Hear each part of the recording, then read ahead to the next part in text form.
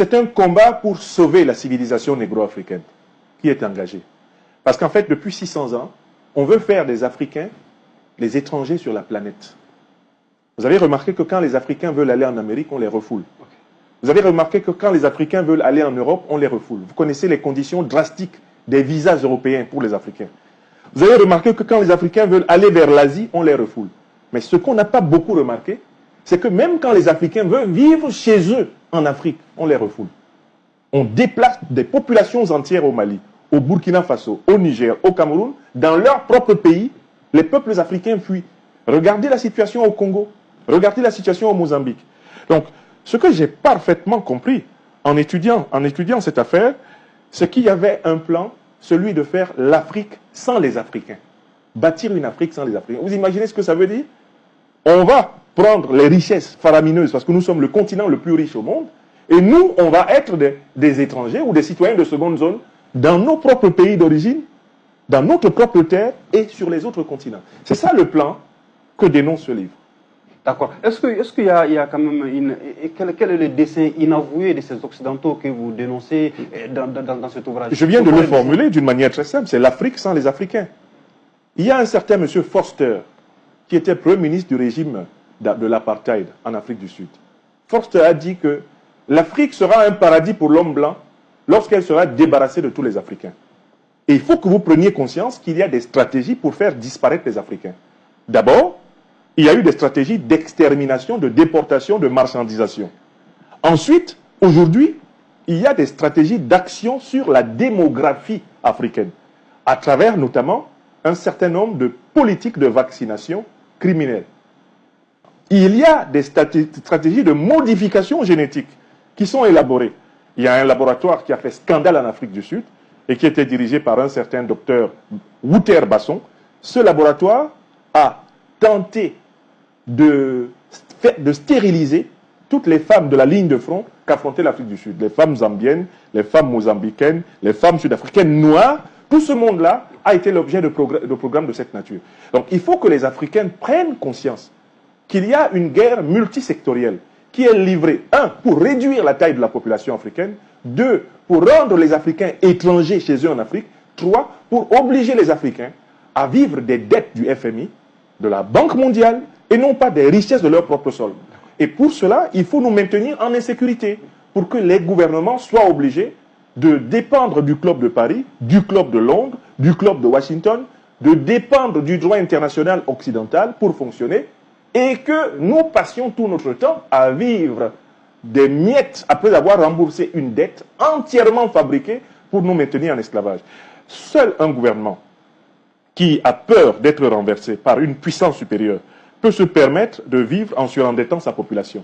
Or, si vous regardez l'état de la dette sur le continent, vous vous rendrez compte que plus un pays est encerclé de troupes terroristes et de troupes impérialistes ou néocolonialistes occidentales, plus ce pays paye des dettes énormes.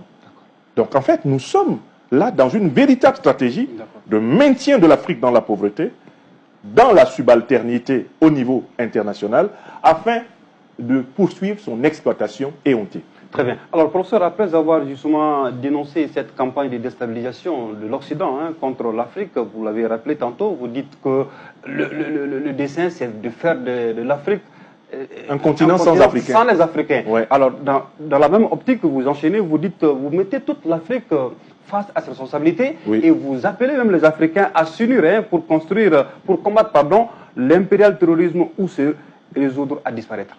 C'est absolument vital. Premièrement, nous devons changer de politique internationale. Les pays africains doivent développer des alliances fortes avec les pays qui ne nous ont pas colonisés, les pays qui ne nous ont pas esclavagisés, les pays qui ne financent pas, n'arment pas, ne médiatisent pas les groupes terroristes contre nous.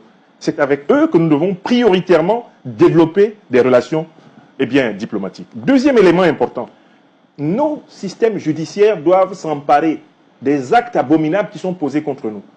Prenons un exemple tout simple. L'OTAN a détruit la Libye en association avec Al-Qaïda et l'État islamique. Nous sommes déstabilisés depuis lors au Mali, au Burkina, au Niger. Ça arrive même maintenant au Cameroun, au Nigeria, en Côte d'Ivoire, au Bénin, au Togo. Qui paye pour cela? Nos juristes et nos magistrats doivent s'en emparer. Il faut ouvrir les grands procès. 1, pour les crimes négriers. 2, pour les crimes coloniaux. 3, pour les crimes néocoloniaux. Et 4, pour les crimes terroristes. Il faut que toute notre société soit en éveil pour résister contre cette ignominie. Ça, c'est le deuxième point. Le troisième point, c'est que nous avons désormais la responsabilité de comprendre que sans le renforcement de notre défense, de notre sécurité, nous ne pourrons pas avoir des économies fortes. Et si nous n'avons pas d'économie forte, nous ne pourrons pas faire baisser l'impact de la pauvreté sur nos populations et par conséquent de leur corruptibilité, parce que, en effet, ventre affamé n'ayant point d'oreille, l'Africain appauvri est facile à manipuler, à exploiter, notamment à utiliser dans cette arnaque qu'on a appelée la démocratie représentative occidentale, et qui bien souvent a été en réalité amenée comme une camisole de force pour diviser davantage les Africains et mieux les contrôler. Donc vous ne croyez pas cette démocratie que vous décrivez tantôt? Cette démocratie occidentale, moi je l'appelle démocratie. J'ajoute une lettre N entre O et C. C'est quoi la symbolique de cette lettre-là? Ça veut dire que ce sont des gens qui promeuvent par la bouche des valeurs qu'ils ne pratiquent pas dans les faits. Vous ne pouvez pas jeter 2 bombes atomiques sur le Japon, tuer des centaines de milliers de morts et ensuite vouloir interdire aux autres d'avoir une puissance nucléaire. Vous ne pouvez pas avoir massacré des milliards de personnes lors de la traite négrière, la colonisation, la néocolonisation et des 2 grandes guerres mondiales et vouloir imposer votre droit international. Vous ne pouvez pas imposer à toute la planète votre modèle de la famille. Alors même qu'on voit que vous êtes des sociétés en voie de disparition parce que vous avez choisi de vous reproduire par la voie anale. Donc, il faut que l'Afrique résiste sur tous les fronts. Le front intellectuel, le front spirituel, le front économique, le front géostratégique et politique. D'accord. Oui, que l'Afrique résiste en tout cas face à toutes ces menaces qui la guettent. Alors, vous parlez tantôt des crimes. Cette année, l'année 2025 a été décrétée par l'Union africaine comme étant l'année qui, en tout cas, où on reconnaît justement certaines valeurs, notamment les sous-sols africains que vous avez même décrit tantôt, qui sont quand même riches en minerais. Ce sont les plus riches du monde. Les plus riches du monde. Alors, cette initiative de l'Union africaine, est-ce que vous l'approuvez? J'approuverais volontiers ces initiatives de l'Union africaine s'il fallait s'en tenir au mot, à la lettre. Mais pour que l'Union africaine soit capable d'être porteuse de véritables initiatives, il faut qu'elle soit véritablement africaine.